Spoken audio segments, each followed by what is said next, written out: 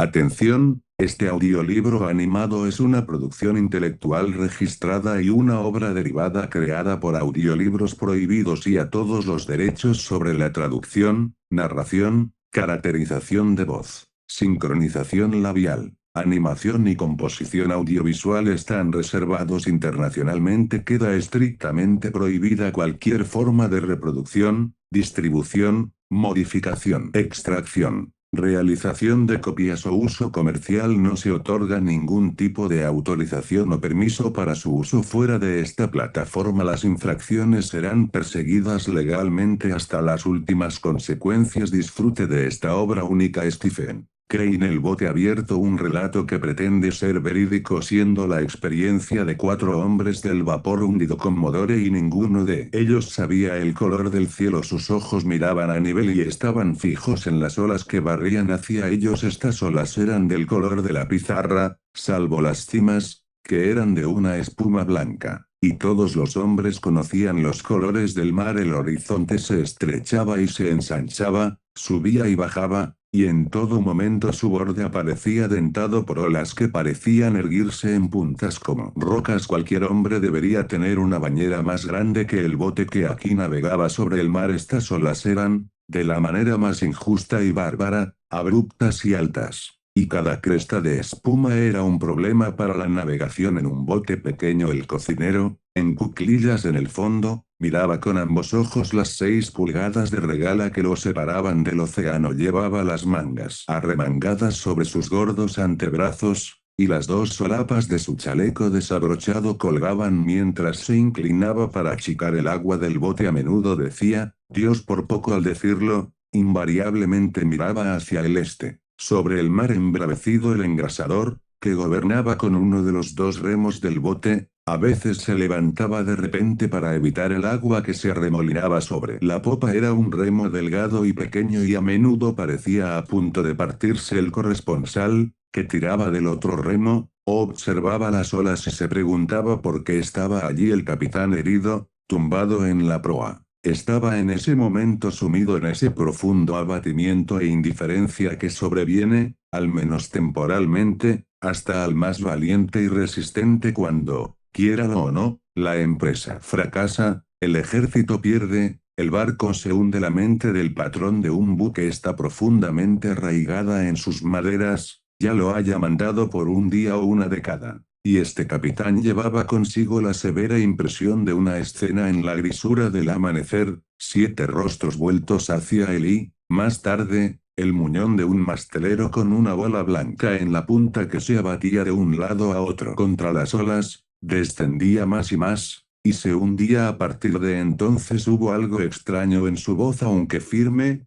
estaba cargada de luto, y de una cualidad que iba más allá de la oratoria o las lágrimas. Manténla un poco más al sur, Billy dijo. Un poco más al sur, señor, respondió el engrasador desde la popa. Un asiento en este bote no era muy diferente a un asiento sobre un bronco encabritado y, por la misma razón, un bronco no es mucho más pequeño. La embarcación caracoleaba y se encabritaba, y se zambullía como un animal con cada ola que llegaba, y al levantarse para recibirla, parecía un caballo que se enfrenta a una valla desmesuradamente alta. La manera en que trepaba por aquellos muros de agua es algo místico y, además, en la cima de ellos se encontraban habitualmente esos problemas de aguas bravas, la espuma que bajaba a toda velocidad desde la cumbre de cada ola, requiriendo un nuevo salto, y un salto desde el aire. Luego, tras golpear una cresta con desdén, se deslizaba, corría y chapoteaba por una larga pendiente, para llegar bamboleándose y cabeceando frente a la siguiente amenaza. Una singular desventaja del mar reside en el hecho de que, tras superar con éxito una ola, descubres que hay otra detrás, igual de importante y con las mismas ansias nerviosas de hacer algo efectivo para anegar botes en un dinghy de 10 pies. Uno puede hacerse una idea de los recursos del mar en materia de olas que no es probable en la experiencia promedio de quien nunca ha estado en el mar en un dinghy. Cada vez que se acercaba una muralla de agua pizarrosa, ocultaba todo lo demás a la vista de los hombres en el bote, y no era difícil imaginar que esa ola en particular era el estallido final del océano, El último esfuerzo del agua sombría había una gracia terrible en el movimiento de las olas, y llegaban en silencio, salvo por el gruñido de las crestas bajo la luz pálida. Los rostros de los hombres debían de ser grises, sus ojos debían de brillar de extraña manera mientras miraban fijamente a popa visto desde un balcón. Todo el conjunto sin duda habría sido extrañamente pintoresco, pero los hombres del bote no tenían tiempo de verlo, y si hubieran tenido ocio, había otras cosas que ocupaban sus mentes. El sol ascendía firmemente por el cielo, y supieron que era pleno día porque el color del mar cambió de pizarra a verde esmeralda, veteado de luces ambarinas, y la espuma era como nieve que se desmorona. El proceso del amanecer les fue desconocido, solo eran conscientes de este efecto sobre el color de las olas que avanzaban hacia ellos en frases inconexas. El cocinero y el corresponsal discutían sobre la diferencia entre una estación de salvamento y una casa de refugio. El cocinero había dicho: hay una casa de refugio justo al norte del faro de Mosquito Inlet,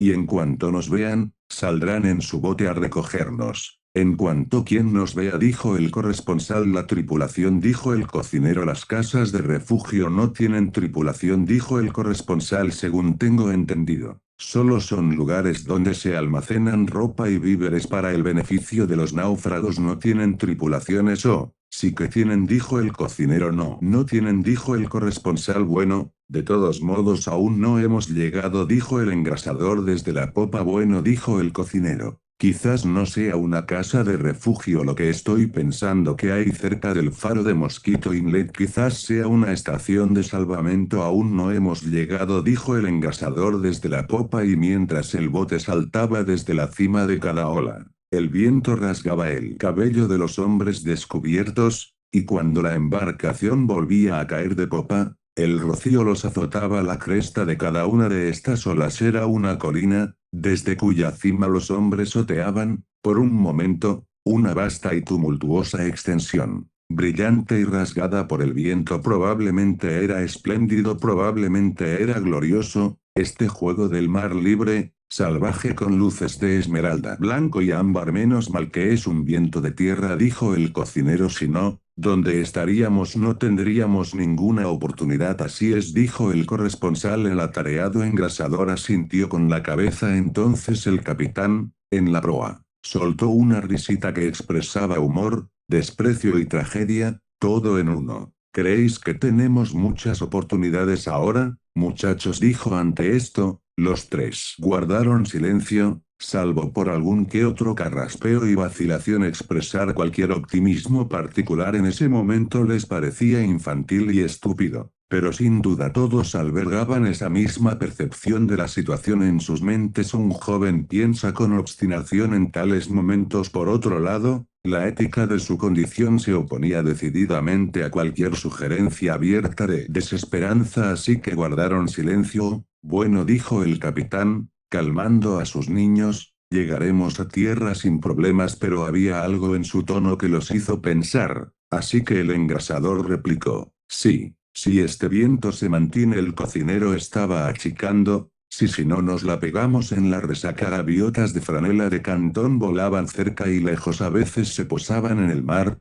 cerca de manchas de algas marrones que rodaban sobre las olas con un movimiento como de alfombras tendidas en un vendaval. Los pájaros se sentaban cómodamente en grupos, y algunos en el dinghy los envidiaban, pues la ira del mar no era para ellos más de lo que era para una bandada de pollos de la pradera a 1000 millas tierra adentro. A menudo se acercaban mucho y miraban a los hombres con ojos negros como cuentas. En esos momentos resultaban inquietantes y siniestros en su escrutinio sin parpadeo, y los hombres les gritaban enfadados, diciéndoles que se fueran. Uno vino y, evidentemente, decidió posarse en la cabeza del capitán. El pájaro voló paralelo al bote y no describió círculos, sino que dio saltos cortos y laterales en el aire, a la manera de los pollos. Sus ojos negros estaban fijados con anhelo en la cabeza del capitán. Bicho feo, le dijo el engrasador al pájaro, pareces hecho con una navaja. El cocinero y el corresponsal maldijeron sombríamente a la criatura. El capitán, naturalmente,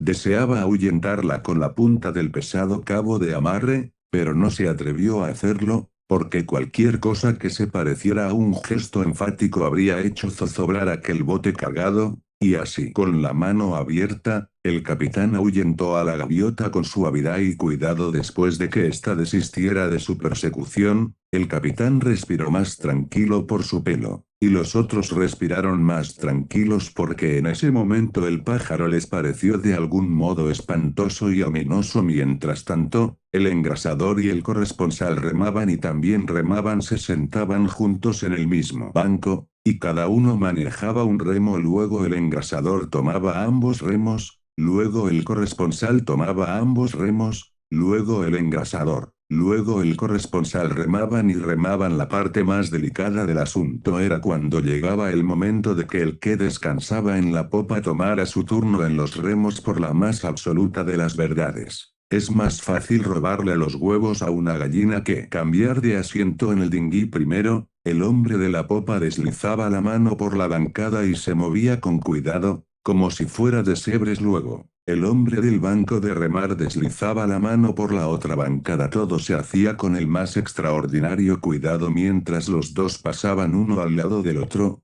Todo el grupo mantenía los ojos vigilantes en la ola que se aproximaba, y el capitán gritaba: «Cuidado ahora». Firmeza, y las esteras marrones de algas que aparecían de vez en cuando eran como islas, pedazos de tierra. Viajaban, al parecer, ni en una dirección ni en otra. Eran, a todos los efectos, estacionarias. Informaban a los hombres del bote de que avanzaba lentamente hacia tierra. El capitán, irguiéndose con cautela en la proa después de que el dinghy se elevara sobre una gran ola, dijo que había visto el faro de Mosquito Inlet al poco rato. El cocinero comentó que él también lo había visto. El corresponsal estaba entonces a los remos, y por alguna razón él también deseaba mirar el faro, pero su espalda estaba vuelta hacia la lejana orilla y las olas eran importantes, y durante un tiempo no pudo encontrar la oportunidad de girar la cabeza. Pero al fin llegó una ola más suave que las otras, y cuando estuvo en la cresta, escudriñó rápidamente el horizonte occidental. «¿Lo ves?», dijo el capitán. «No», dijo lentamente el corresponsal. «No vi nada». «Mira de nuevo», dijo el capitán. Señaló: «Está exactamente en esa dirección, en la cima de otra ola». El corresponsal hizo lo que se le ordenó, y esta vez sus ojos dieron con una pequeña cosa inmóvil en el borde del oscilante horizonte. Era precisamente como la punta de un alfiler. Se necesitaba un ojo ansioso para encontrar un faro tan diminuto.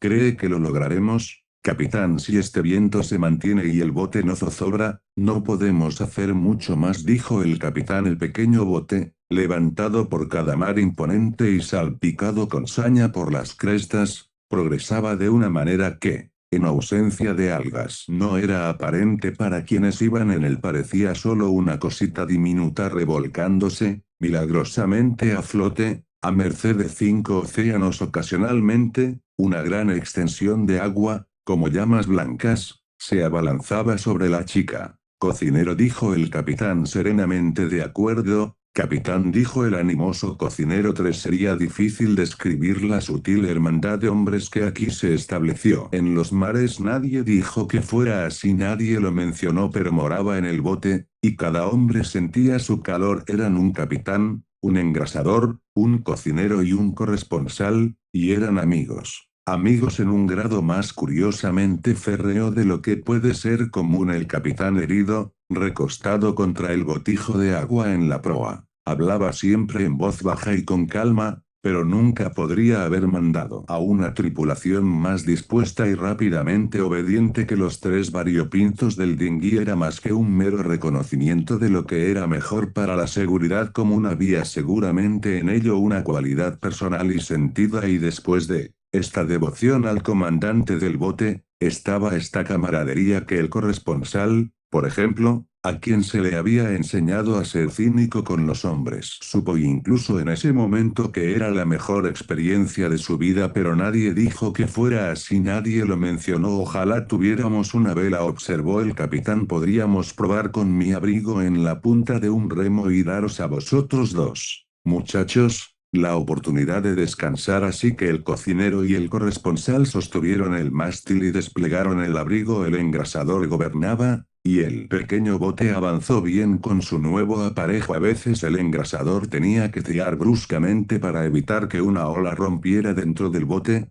pero por lo demás la navegación fue un éxito. Mientras tanto, el faro había ido creciendo lentamente, ahora casi había adquirido color, y aparecía como una pequeña sombra gris en el cielo. Al hombre de los remos no se le podía impedir que girara la cabeza con bastante frecuencia para intentar vislumbrar esa pequeña sombra gris. Por fin, desde la cima de cada ola, los hombres del bote zarandeado podían ver tierra, así como el faro era una sombra vertical en el cielo. Esta tierra parecía solo una larga sombra negra sobre el mar. Ciertamente era más delgada que el papel. Debemos de estar más o menos frente a New Smyrna, dijo el cocinero, que había costeado esta orilla a menudo en goletas. Capitán, por cierto, creo que abandonaron esa estación de salvamento de allí hace aproximadamente un año. Ah, sí, dijo el capitán. El viento amainó lentamente. El cocinero y el corresponsal ya no estaban obligados a deslomarse para mantener el remo en alto, pero las olas continuaron su viejo e impetuoso ataque al dinghy, y la pequeña embarcación, ya sin arrancada, luchaba penosamente sobre ellas. El engrasador o el corresponsal tomaron de nuevo los remos. Los naufragios no vienen a propósito de nada. Si los hombres pudieran entrenarse para ellos y hacer que ocurrieran cuando hubieran alcanzado una condición física óptima, habría menos ahogados en el mar. De los 4 en el dinghy, ninguno había dormido un tiempo digno de mención durante 2 días y 2 noches antes de embarcar, y en la excitación de trepar por la cubierta de un barco que se hundía también se habían olvidado de comer copiosamente. Por estas razones, y por otras, ni al engrasador ni al corresponsal les gustaba remar. En ese momento el corresponsal se preguntaba ingenuamente cómo, en nombre de todo lo que era cuerdo, podía haber gente que pensara que era divertido remar en un bote. No era una diversión, era un castigo diabólico, e incluso un genio de las aberraciones mentales nunca podría concluir que fuera otra cosa que un horror para los músculos y un crimen contra la espalda. Mencionó al bote en general como le parecía la diversión de remar, y el engrasador,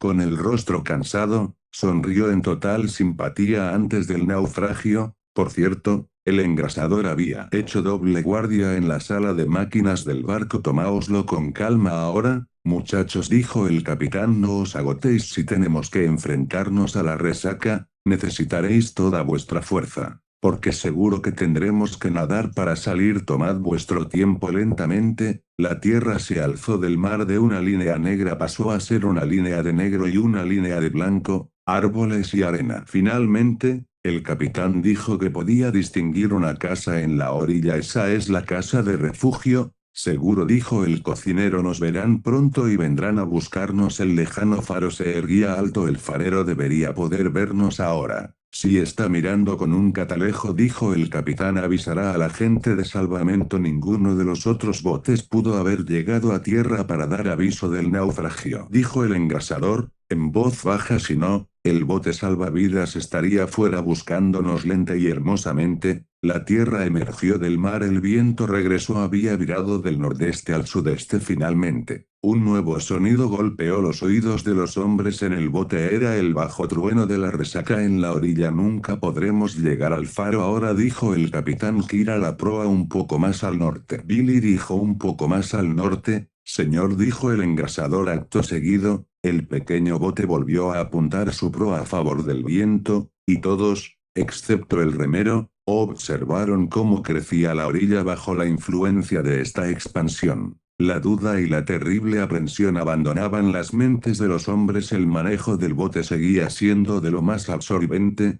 pero no podía impedir una serena alegría. En una hora, quizás, estarían en tierra. Sus espinazos se habían acostumbrado por completo a mantener el equilibrio en el bote, y ahora montaban este potro salvaje de dinghy como hombres de circo. El corresponsal pensaba que estaba empapado hasta los huesos, pero al meter la mano casualmente en el bolsillo superior de su abrigo, encontró allí 8 puros. 4 de ellos estaban empapados de agua de mar, 4 estaban perfectamente intactos. Tras una búsqueda, alguien sacó 3 cerillas secas, Y acto seguido los 4 náufragos navegaron impúdicamente en su pequeño bote, y con una seguridad de un rescate inminente brillando en sus ojos, dieron caladas a los grandes puros y juzgaron bien y mal a todos los hombres. Todos tomaron un trago de agua y cocinero, observó el capitán. No parece haber señales de vida en tu casa de refugio, no, replicó el cocinero. Qué raro que no nos vean. Una amplia franja de costa baja se extendía ante los ojos de los hombres. Estaba formada por dunas coronadas de vegetación oscura. El rugido de la resaca era claro, y a veces podían ver el labio blanco de una ola mientras giraba playa arriba. Una diminuta casa se recortaba negra contra el cielo. Hacia el sur, el esbelto faro elevaba su pequeña longitud gris. La marea, el viento y las olas empujaban el dinghy hacia el norte. Qué raro que no nos vean, decían los hombres. El rugido de la resaca aquí se atenuaba,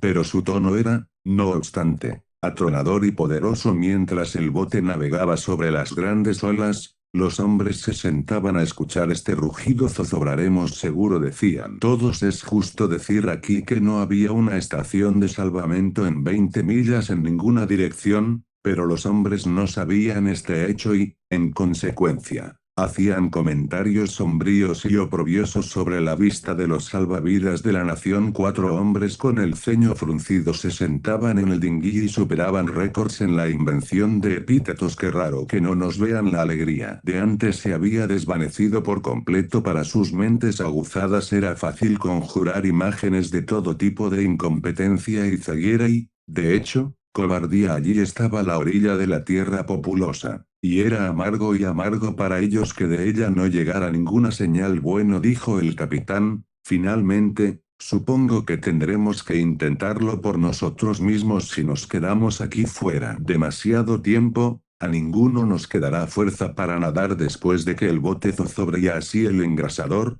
que estaba a los remos, enfiló el bote directamente hacia la orilla. Hubo una repentina tensión de músculos. Hubo algo de reflexión. Si no llegamos todos a tierra, dijo el capitán, si no llegamos todos a tierra, supongo que vosotros, muchachos, sabéis dónde enviar la noticia de mi fin. Entonces intercambiaron brevemente algunas direcciones y admoniciones. En cuanto a las reflexiones de los hombres, había una gran cantidad de rabia en ellas. Quizás podrían formularse así: si voy a ahogarme, si voy a ahogarme, si voy a ahogarme. Porque, en nombre de los 7 dioses locos que gobiernan el mar, se me permitió llegar hasta aquí y contemplar la arena y los árboles. Se me trajo aquí simplemente para que me arrancaran la nariz cuando estaba a punto de mordisquear el queso sagrado de la vida. Es absurdo. Si esta vieja tonta, el destino, no puede hacerlo mejor, debería ser privada de la gestión de las fortunas de los hombres. Es una gallina vieja que no sabe su intención. Si ha decidido ahogarme, ¿por qué no lo hizo al principio y me ahorro toda esta molestia? Todo el asunto es absurdo, pero no puede tener la intención de ahogarme. No se atreve a ahogarme. No puede ahogarme. No después de todo este trabajo. Después, el hombre podría haber tenido el impulso de agitar el puño hacia las nubes. Ahora ahógame, y verás cómo te llamo. Las olas que llegaban en este momento eran más formidables. Parecían siempre a punto de romper y volcar sobre el pequeño bote en un torbellino de espuma. Había un gruñido preparatorio y largo en su hablar. Ninguna mente no acostumbrada al mar habría concluido que el dinghy podría ascender esas escarpadas alturas a tiempo. La orilla aún estaba lejos. El engrasador era un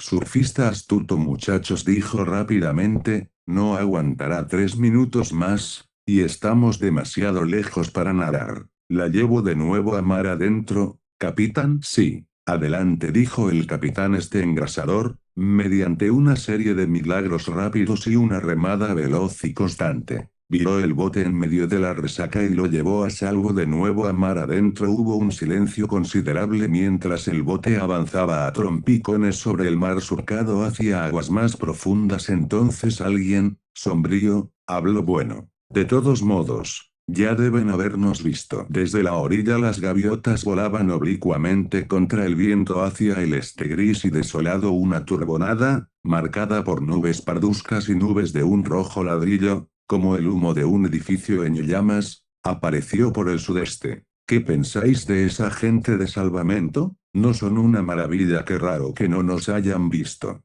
Quizás piensan que estamos aquí por deporte, quizás piensan que estamos pescando, quizás piensan que somos unos malditos idiotas. Fue una tarde larga, un cambio de marea intentó forzarlos hacia el sur, pero el viento y las olas decían hacia el norte muy adelante, donde la línea de la costa, el mar y el cielo formaban su poderoso ángulo. Había pequeños puntos que parecían indicar una ciudad en la orilla. San Agustín. El capitán negó con la cabeza. Demasiado cerca de Mosquito Inlet y el engrasador remó. Y luego el corresponsal remó, luego el engrasador remó. Era una tarea agotadora. La espalda humana puede convertirse en el asiento de más dolores y molestias de los que se registran en los libros para la anatomía compuesta de un regimiento. Es un área limitada, pero puede convertirse en el teatro de innumerables conflictos musculares, enredos, torceduras, nudos y otras comodidades. ¿Alguna vez te gustó remar, Billy?, preguntó el corresponsal. No, dijo el engrasador. Maldita sea, cuando uno cambiaba el asiento de remar por un lugar en el fondo del bote, sufría una postración física que le hacía descuidar todo salvo la obligación de mover un dedo. Había agua de mar fría chapoteando de un lado a otro en el bote, y él yacía en ella. Su cabeza, apoyada en una bancada, estaba a una pulgada del remolino de la cresta de una ola. Y a veces un mar particularmente alborotador entraba a bordo y lo empapaba una vez más, pero estos asuntos no le molestaban. Es casi seguro que si el bote hubiera zozobrado, se habría dejado caer cómodamente al océano como si estuviera seguro de que era un gran colchón blando. Mirad, hay un hombre en la orilla. ¿Dónde? Allí. ¿Lo ves? ¿Lo ves? Sí, claro, está caminando ahora. Se ha detenido. Mirad, está de cara a nosotros. Nos está saludando. Pues sí, por todos los diablos. Ah, ahora estamos salvados. Ahora estamos salvados. Habrá un bote aquí para nosotros en media hora. Sigue adelante. Está corriendo. Va hacia esa casa de allí. La playa remota parecía más baja que el mar, y se requería una mirada escrutadora para discernir la pequeña figura negra. El capitán vio un palo flotando y remaron hacia él. Por alguna extraña casualidad había una toalla de baño en el bote y, atándola al palo, el capitán la agitó. El remero no se atrevía a girar la cabeza, así que se veía obligado a hacer preguntas. ¿Qué está haciendo ahora? Está parado de nuevo. Está mirando. Creo ahí va de nuevo hacia la casa. Ahora se ha detenido de nuevo. ¿Nos está saludando? No, ahora no, aunque lo hacía. Mirad, ahí viene otro hombre. Está corriendo. Mira cómo corre. Vaya, va en bicicleta. Ahora se ha encontrado con el otro hombre. Ambos nos están saludando. Mirad, ahí viene algo por la playa. ¿Qué diablos es esa cosa? Pues parece un bote. Vaya, ciertamente es un bote. ¿No? Está sobre ruedas. Sí, así es. Bueno. Ese debe ser el bote salvavidas. Los arrastran por la orilla en un carro. Ese es el bote salvavidas. Seguro no, es un ómnibus. Te digo que es un bote salvavidas. No lo es un ómnibus. Puedo verlo claramente. ¿Ves uno de esos grandes ómnibus de hotel? Por todos los diablos, tienes razón, es un ómnibus, tan seguro como el destino. ¿Qué supones que están haciendo con un ómnibus? Quizás están yendo a recoger a la tripulación de salvamento. Eso es, probablemente. Mirad, hay un tipo agitando una pequeña bandera negra. Está en los escalones del ómnibus. Ahí vienen los otros dos tipos. Ahora están todos hablando juntos. Mirad al tipo de la bandera. Quizás no la esté agitando. Eso no es una bandera, ¿verdad? Es su abrigo. Vaya, ciertamente. Es su abrigo. Así es su abrigo. Se lo ha quitado y lo está agitando sobre su cabeza, pero mira cómo lo balancea. Oh, vaya, ahí no hay ninguna estación de salvamento. Es solo el ómnibus de un hotel de invierno que ha traído a algunos de los huéspedes para vernos ahogar. ¿Qué quiere decir ese idiota del abrigo? ¿Qué está señalando? De todos modos, parece como si estuviera tratando de decirnos que vayamos al norte. Debe haber una estación de salvamento por allí. No piensa que estamos pescando, solo nos está saludando alegremente. Besa, hola, Willy. Bueno, ojalá pudiera entender algo de esas señales. ¿Qué supones que quiere decir? No quiere decir nada, solo está jugando. Bueno, si al menos nos indicara que intentáramos la resaca de nuevo, o que nos adentráramos en el mar y esperáramos. o que fuéramos al norte, o al sur, o al infierno. Habría alguna razón en ello, pero míralo, se queda ahí parado y sigue haciendo girar su abrigo como una rueda. El muy idiota, ahí viene más gente, ahora hay toda una multitud.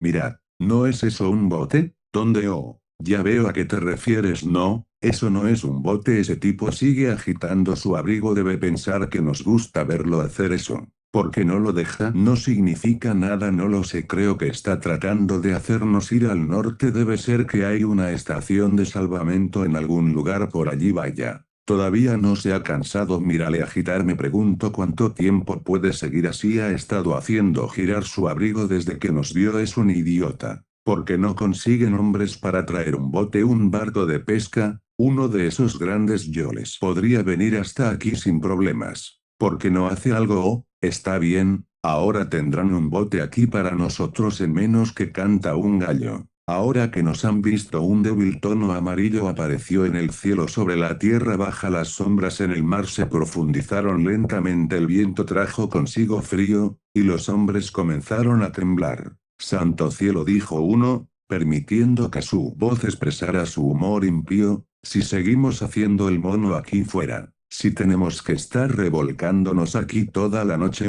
nunca tendremos que quedarnos aquí toda la noche. No te preocupes, ya nos han visto. Y no tardarán en venir a buscarnos. La orilla se oscureció. El hombre que agitaba un abrigo se fundió gradualmente en esta penumbra, que se tragó de la misma manera al ómnibus y al grupo de gente. El rocío, cuando salpicaba estrepitosamente por la borda, hacía que los viajeros se encogieran y maldijeran como hombres que estuvieran siendo marcados a fuego. Me gustaría pillar al tonto que agitaba el abrigo. Me apetece darle una. Solo por si acaso. ¿Por qué? ¿Qué hizo? Oh, nada, pero es que parecía tan malditamente alegre. Mientras tanto, el engrasador remaba, y luego el corresponsal remaba, y luego el engrasador remaba con los rostros grises e inclinados hacia adelante, mecánicamente, por turnos, manejaban los remos de plomo. La forma del faro había desaparecido del horizonte sur, pero finalmente apareció una estrella pálida, apenas levantándose del mar. El azafrán veteado en el oeste pasó ante la oscuridad que todo lo fusionaba, y el mar hacia el este era negro. La tierra había desaparecido, y solo se expresaba por el bajo y lúgubre trueno de la resaca. Si voy a ahogarme, si voy a ahogarme, si voy a ahogarme, porque, en nombre de los 7 dioses locos que gobiernan el mar, se me permitió llegar hasta aquí y contemplar la arena y los árboles. Se me trajo aquí simplemente para que me arrancaran la nariz cuando estaba a punto de mordisquear el queso sagrado de la vida. El paciente capitán, inclinado sobre el botijo de agua, a veces se veía obligado a hablarle al remero. Mantén la proa. Mantén la proa. Mantener la proa. Señor, las voces eran cansadas y bajas. Esta era sin duda una noche tranquila. Todos, salvo el remero, yacían pesadamente y sin energía en el fondo del bote. En cuanto a él, sus ojos apenas eran capaces de notar las altas olas negras que avanzaban en un silencio de lo más siniestro, salvo por un ocasional gruñido apagado de una cresta. La cabeza del cocinero estaba sobre una bancada, y miraba sin interés el agua bajo su nariz. Estaba inmerso en otras escenas. Finalmente habló Bill y murmuró, soñadoramente, ¿qué tipo de pastel te gusta más? Pastel, dijeron el engrasador y el corresponsal, agitados. No hables de esas cosas, maldita sea. Bueno, dijo el cocinero, solo estaba pensando en sándwiches de jamón, y, una noche en el mar en un bote abierto es una noche larga. Cuando la oscuridad se asentó finalmente, el brillo de la luz,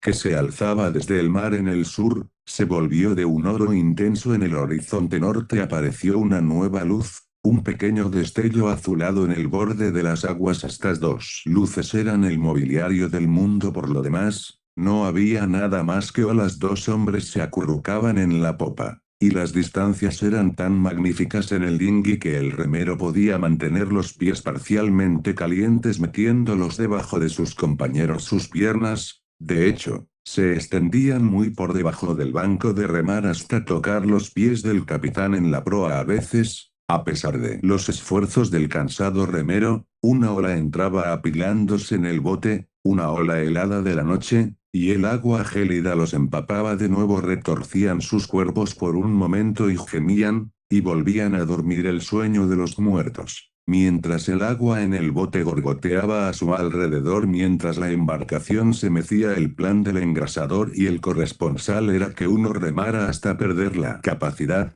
y luego despertara al otro de su lecho de agua de mar en el fondo del bote. El engrasador manejó los remos hasta que su cabeza se inclinó hacia adelante, y el sueño abrumador lo cegó, y aún así siguió remando. Luego tocó a un hombre en el fondo del bote y lo llamó por su nombre. «¿Me relevas un ratito?», dijo, humildemente. «Claro, Billy», dijo el corresponsal, despertando y arrastrándose hasta una posición sentada. Intercambiaron lugares con cuidado, y el engrasador, acurrucándose en el agua de mar al lado del cocinero, pareció quedarse dormido al instante. La particular violencia del mar había cesado, las olas llegaban sin gruñir. La obligación del hombre de los remos era mantener el bote aproado de modo que la inclinación de las olas no lo hiciera zozobrar, y preservarlo de llenarse cuando las crestas pasaban veloces. Las olas negras eran silenciosas y difíciles de ver en la oscuridad. A menudo, una estaba casi sobre el bote antes de que el remero se diera cuenta. En voz baja, el corresponsal se dirigió al capitán. No estaba seguro de que el capitán estuviera despierto, aunque este hombre de hierro parecía estar siempre despierto. «Capitán, sigo rumbo a esa luz del norte, señor». La misma voz firme le respondió. «Si manténla a unas 2/4 de la amura de babor». El cocinero se había atado un salvavidas alrededor para obtener incluso el calor que este torpe artilugio de corcho podía donar, y parecía casi una estufa cuando un remero, cuyos dientes invariablemente castañeteaban salvajemente tan pronto como cesaba su labor, se dejaba caer para dormir. El corresponsal, mientras remaba, miraba a los dos hombres que dormían bajo sus pies. El brazo del cocinero rodeaba los hombros del engrasador y, con sus ropas fragmentarias y sus rostros demacrados, eran los niños del mar, una versión grotesca de los viejos niños en el bosque. Más tarde debió de haberse vuelto estúpido en su trabajo, pues de repente se oyó un gruñido de agua, y una cresta llegó con un rugido y un chapoteo al bote, y fue un milagro que no pusiera al cocinero a flote en sus salvavidas. El cocinero siguió durmiendo, pero el engrasador se incorporó, parpadeando y temblando por el nuevo frío. «Oh, lo siento muchísimo, Billy», dijo el corresponsal, contrito. «No pasa nada, viejo amigo», dijo el engrasador, y volvió a tumbarse y se durmió. Al poco tiempo pareció que incluso el capitán dormitaba, y el corresponsal pensó que era el único hombre a flote en todos los océanos. El viento tenía una voz al pasar sobre las olas, y era más triste que el fin. Hubo un largo y sonoro silbido a popa del bote, y un rastro brillante de fosforescencia, como una llama azul, se surcó en las aguas negras. Podría haber sido hecho por un cuchillo monstruoso. Luego vino una quietud, mientras el corresponsal respiraba con la boca abierta y miraba al mar. De repente, hubo otro silbido y otro largo destello de luz azulada, y esta vez fue al costado del bote, y casi podría haberse alcanzado con un remo. El corresponsal vio una aleta enorme pasar veloz como una sombra por el agua, lanzando el rocío cristalino y dejando el largo y brillante rastro. El corresponsal miró por encima del hombro al capitán. Su rostro estaba oculto y parecía estar dormido. Miró a los niños del mar. Ciertamente estaban dormidos, así que, desprovisto de simpatía, se inclinó un poco hacia un lado y maldijo suavemente al mar. Pero la cosa no abandonó entonces las inmediaciones del bote, adelante o a popa, a un lado o al otro, a intervalos largos o cortos, huía la larga estela brillante, y se oía el zumbido de la aleta oscura. La velocidad y el poder de la cosa eran dignos de gran admiración. Cortaba el agua como un proyectil gigantesco y afilado. La presencia de esta cosa expectante no afectó al hombre con el mismo horror que lo habría hecho si hubiera sido un excursionista. Simplemente miraba al mar con apatía y maldecía en voz baja. Sin embargo, es cierto que no deseaba estar solo, deseaba que uno de sus compañeros despertara por casualidad y le hiciera compañía. Pero el capitán colgaba inmóvil sobre el botijo de agua, y el engrasador y el cocinero en el fondo del bote estaban sumidos en el sueño. «Vi si voy a ahogarme, si voy a ahogarme, si voy a ahogarme, ¿por qué?», En nombre de los 7 dioses locos que gobiernan el mar, se me permitió llegar hasta aquí y contemplar la arena y los árboles durante esta noche lúgubre. Cabe señalar que un hombre llegaría a la conclusión de que realmente era la intención de los 7 dioses locos ahogarlo. A pesar de la abominable injusticia de ello, porque ciertamente era una injusticia abominable ahogar a un hombre que había trabajado tan duro. Tan duro el hombre sentía que sería un crimen de lo más antinatural. Otras personas se habían ahogado en el mar desde que las galeras bullían con velas pintadas, pero aún así cuando a un hombre se le ocurre que la naturaleza no lo considera importante, y que siente que no mutilaría el universo al deshacerse de él, al principio desea arrojar ladrillos al templo, y odia profundamente el hecho de que no haya ladrillos ni templos. Cualquier expresión visible de la naturaleza seguramente sería apedreada con sus burlas. Entonces, si no hay nada tangible a lo que abuchear, siente, quizás, el deseo de confrontar una personificación y entregarse a súplicas, postrado sobre una rodilla y con las manos suplicantes, diciendo, sí. Pero yo me amo a mí mismo. Una estrella alta y fría en una noche de invierno es la palabra que siente que ella le dice. A partir de entonces, conoce el patetismo de su situación. Los hombres del dinghy no habían discutido estos asuntos, pero cada uno, sin duda, había reflexionado sobre ellos en silencio y según su parecer rara vez había alguna expresión en sus rostros. Salvo la general de completo agotamiento, la conversación se dedicaba a los asuntos del bote para acompañar las notas de su emoción. Un verso entró misteriosamente en la cabeza del corresponsal. Incluso había olvidado que había olvidado este verso, pero de repente estaba en su mente. Un soldado de la legión yacía moribundo en Argel, faltaban los cuidados de una mujer, escaseaban las lágrimas de una mujer, pero un camarada estaba a su lado. Y tomó la mano de ese camarada, y dijo, nunca veré mi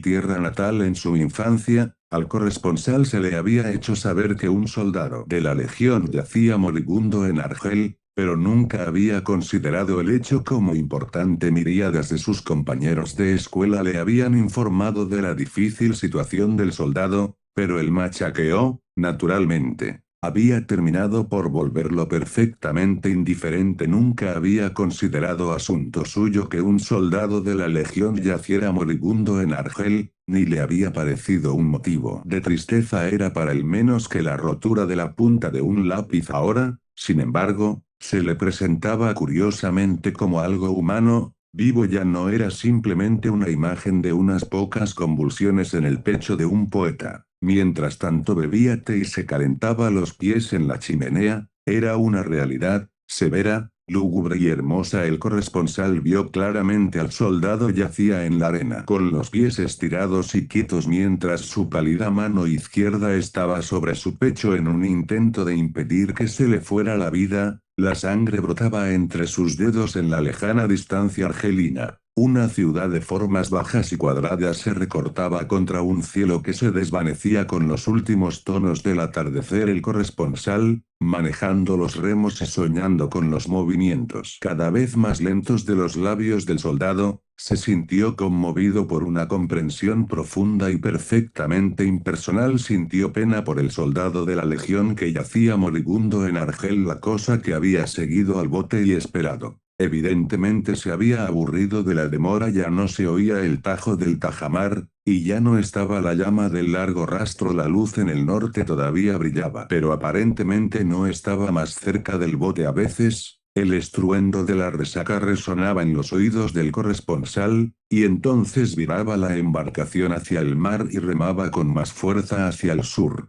Alguien evidentemente había encendido una fogata de vigilancia en la playa. Estaba demasiado baja y demasiado lejos para ser vista, pero creaba un reflejo trémulo y rosado en el acantilado detrás de ella, y esto podía discernirse desde el bote. El viento arreció, y a veces una ola se enfurecía de repente como un gato montés, y se podía ver el brillo y el centelleo de una cresta rota. El capitán, en la proa, se movió sobre su botijo de agua y se sentó erguido. Noche bastante larga. Le observó al corresponsal. Miró a la orilla. Esa gente de salvamento se toma su tiempo. ¿Viste a ese tiburón jugando por aquí? Sí. Lo vi, era un bicho grande, desde luego. Ojalá hubiera sabido que estabas despierto más tarde. El corresponsal habló hacia el fondo del bote. Billy, hubo un desenredo lento y gradual. Billy, ¿me relevas? Claro, dijo el engrasador tan pronto como el corresponsal tocó la fría y confortable agua de mar en el fondo del bote, y se hubo acurrucado junto al salvavidas del cocinero. Se sumió en un sueño profundo. A pesar de que sus dientes interpretaban todas las melodías populares, este sueño fue tan bueno para él que solo pasó un momento antes de que oyera una voz llamarlo por su nombre en un tono que demostraba las últimas etapas del agotamiento. ¿Me relevas? Claro, Billy. La luz en el norte había desaparecido misteriosamente, pero el corresponsal tomó su rumbo del capitán, completamente despierto. Más tarde en la noche, llevaron el bote más lejos mar adentro, y el capitán ordenó al cocinero que tomara un remo en la popa y mantuviera el bote de cara a las olas. Debía gritar si oía el trueno de la resaca. Este plan permitió que el engrasador y el corresponsal tuvieran un respiro juntos. Daremos a esos muchachos la oportunidad de ponerse en forma de nuevo, dijo el capitán. Se acurrucaron y, tras unos castañeteos y temblores preliminares,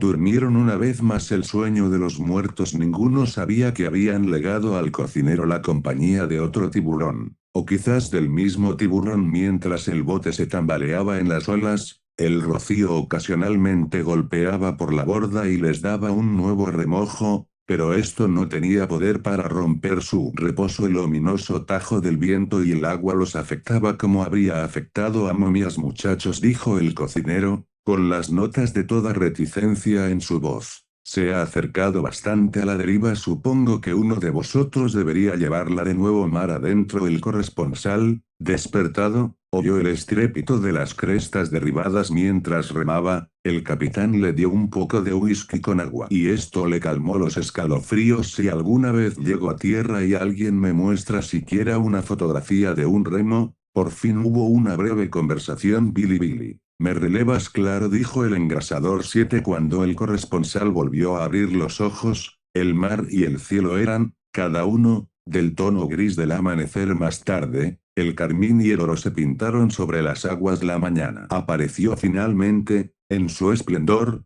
con un cielo de un azul puro, y la luz del sol llameó en las puntas de las olas. En las dunas lejanas se asentaban muchas casitas negras, y un alto molino de viento blanco se erguía sobre ellas. Ningún hombre, ni perro, ni bicicleta apareció en la playa. Las casitas podrían haber formado un pueblo abandonado. Los viajeros escudriñaron la orilla. Se celebró una conferencia en el bote. Bueno, dijo el capitán, si no viene ayuda, será mejor que intentemos pasar la resaca de inmediato. Si nos quedamos aquí mucho más tiempo, estaremos demasiado débiles para hacer nada por nosotros mismos. Los demás asintieron silenciosamente a este razonamiento. El bote fue enfilado hacia la playa. El corresponsal se preguntó si nadie subía nunca a la alta torre del molino, y si entonces nunca miraban hacia el mar. Esta torre era un gigante. De espaldas a la difícil situación de las hormigas, representaba en cierto grado, para el corresponsal, la serenidad de la naturaleza en medio de las luchas del individuo. La naturaleza en el viento y la naturaleza en la visión de los hombres no le pareció entonces cruel, ni benéfica, ni traicionera, ni sabia, pero era indiferente, rotundamente indiferente. Es, quizás, plausible que un hombre en esta situación, impresionado por la despreocupación del universo, vea los innumerables defectos de su vida, y que estos le dejen un sabor perverso en la mente y desee otra oportunidad. Una distinción entre el bien y el mal le parece absurdamente clara, entonces, en esta nueva ignorancia del borde de la tumba, y comprende que si se le diera otra oportunidad,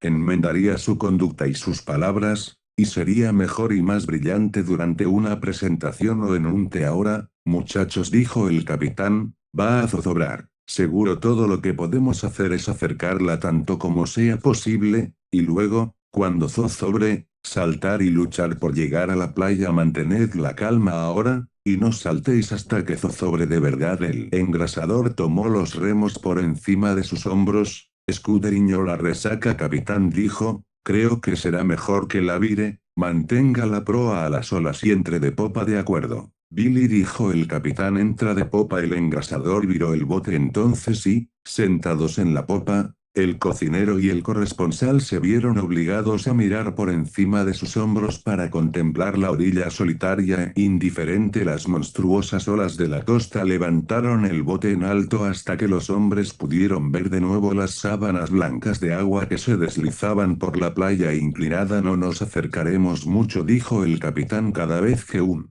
hombre podía arrancar su atención de las olas, volvía su mirada hacia la orilla, y en la expresión de los ojos durante esta contemplación había una cualidad singular. El corresponsal, observando a los otros, supo que no tenían miedo, pero el pleno significado de sus miradas estaba velado en cuanto a sí mismo. Estaba demasiado cansado para lidiar fundamentalmente con el hecho. Intentó forzar su mente a pensar en ello, pero la mente estaba dominada en ese momento por los músculos, y los músculos decían que no les importaba. Simplemente se le ocurrió que si se ahogaba sería una lástima. No hubo palabras apresuradas, ni palidez, ni agitación evidente. Los hombres simplemente miraban la orilla. Ahora, recordad alejaros bien del bote cuando saltéis, dijo el capitán hacia el mar. La cresta de una ola cayó de repente con un estruendo atronador, y la larga rompiente blanca vino rugiendo sobre el bote. Firmes ahora, dijo el capitán. Los hombres guardaron silencio, apartaron los ojos de la orilla hacia la rompiente y esperaron. El bote se deslizó por la pendiente, saltó en la cima furiosa, rebotó sobre ella y se balanceó por la larga espalda de la ola. Había embarcado algo de agua y el cocinero la achicó, pero la siguiente cresta también rompió. La tumultuosa y hirviente inundación de agua blanca atrapó el bote y lo hizo girar casi perpendicularmente. El agua entró a raudales por todos lados. El corresponsal tenía las manos en la regala en ese momento, y cuando el agua entró por ese lugar, retiró rápidamente los dedos,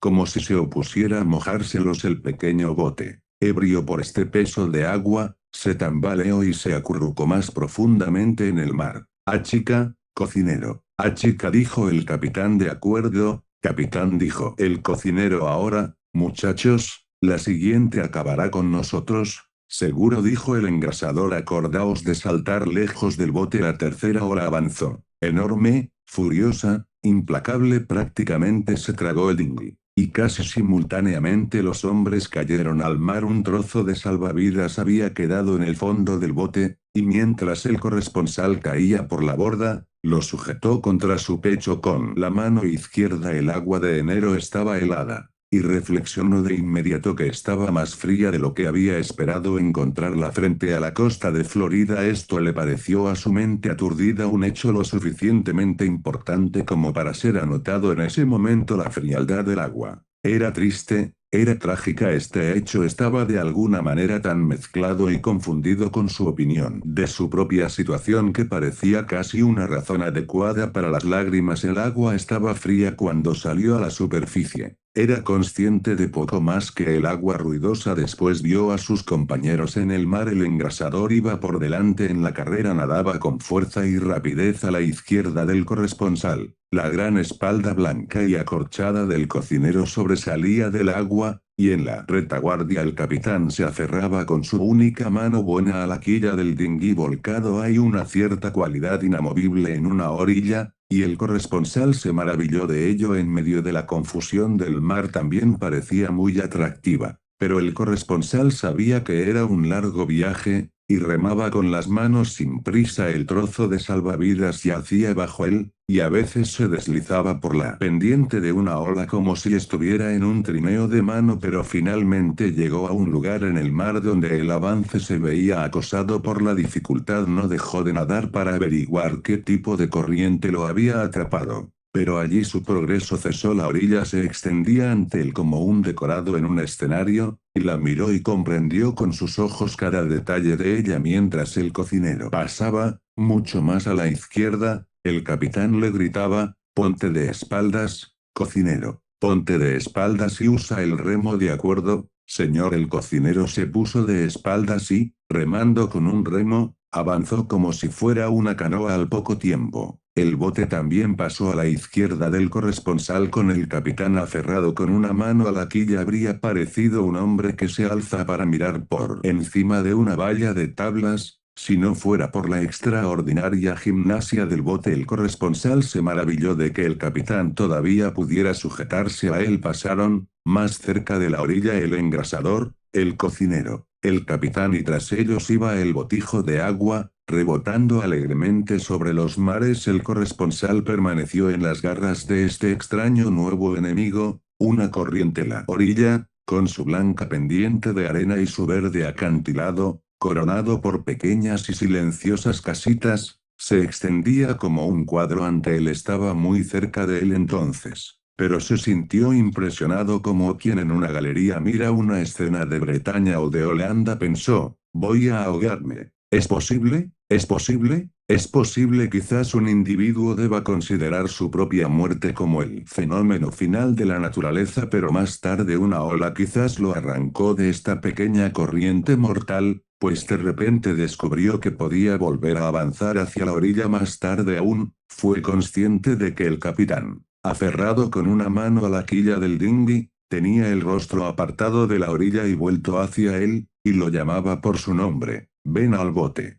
Ven al bote. En su lucha por alcanzar al capitán y al bote, reflexionó que cuando uno se cansa como es debido, ahogarse debe ser realmente un arreglo cómodo, un cese de hostilidades acompañado de un gran alivio, y se alegró de ello, pues lo principal en su mente durante algunos momentos había sido el horror de la agonía temporal. No deseaba que le hicieran daño. Al poco rato vio a un hombre corriendo por la orilla. Se estaba desvistiendo con una velocidad asombrosa. Abrigo, pantalones, camisa, todo voló mágicamente de él. Ven al bote, llamó el capitán. De acuerdo, capitán. Mientras el corresponsal remaba, vio al capitán dejarse caer hasta el fondo y abandonar el bote. Entonces el corresponsal realizó su única pequeña maravilla del viaje. Una gran ola lo atrapó y lo lanzó con facilidad y velocidad suprema, completamente por encima del bote y mucho más allá. Incluso entonces le pareció un evento de gimnasia y un verdadero milagro del mar. Un bote volcado en la resaca no es un juguete para un hombre que nada. El corresponsal llegó a aguas que solo le llegaban a la cintura, pero su estado no le permitía estar de pie más de un momento. Cada ola lo derribaba en un montón, y la resaca tiraba de él. Entonces vio al hombre que había estado corriendo y desvistiéndose, y corriendo, entrar saltando en el agua. Arrastró a tierra al cocinero, y luego vadeó hacia el capitán. Pero el capitán lo ahuyentó con un gesto y lo envió hacia el corresponsal. Estaba desnudo, desnudo como un árbol en invierno, pero un halo rodeaba su cabeza, y brillaba como un santo. Dio un fuerte tirón, un largo arrastre y un empujón formidable a la mano del corresponsal. El corresponsal, instruido en las fórmulas menores, dijo, gracias, viejo. Pero de repente el hombre gritó, ¿qué es eso? Señaló con un dedo rápido. El corresponsal dijo, ve en las aguas someras, boca abajo. Yacía el engrasador. Su frente tocaba una arena que periódicamente, entre cada ola, quedaba libre del mar. El corresponsal no supo todo lo que transcurrió después. Cuando alcanzó tierra firme, cayó, golpeando la arena con cada parte de su cuerpo. Era como si se hubiera caído de un tejado. Pero el golpe sordo le resultó grato. Parece que al instante la playa se pobló de hombres con mantas, ropa y frascas, y mujeres con cafeteras y todos los remedios sagrados para sus mentes. La bienvenida de la tierra a los hombres del mar fue cálida y generosa, pero una forma inmóvil y chorreante fue llevada lentamente playa arriba, y la bienvenida de la tierra para ella solo podía ser la diferente y siniestra hospitalidad de la tumba. Cuando llegó la noche, las olas blancas se paseaban de un lado a otro a la luz de la luna, y el viento trajo el sonido de la voz del gran mar a los hombres en la orilla, y sintieron que entonces podían ser intérpretes. Atención, este audiolibro animado es una producción intelectual registrada y una obra derivada creada por Audiolibros Prohibidos y a todos los derechos sobre la traducción, narración, caracterización de voz, sincronización labial, animación y composición audiovisual están reservados internacionalmente. Queda estrictamente prohibida cualquier forma de reproducción, distribución, modificación, Extracción, realización de copias o uso comercial. No se otorga ningún tipo de autorización o permiso para su uso fuera de esta plataforma. Las infracciones serán perseguidas legalmente hasta las últimas consecuencias. Disfrute de esta obra única.